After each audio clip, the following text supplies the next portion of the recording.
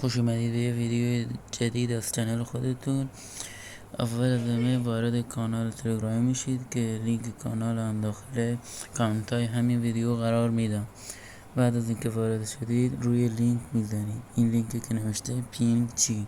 بعد از اینکه زدید استارت میشه و وارد کانال تلگرامیشون میشید. واسه من الان نمیاره، من زدم.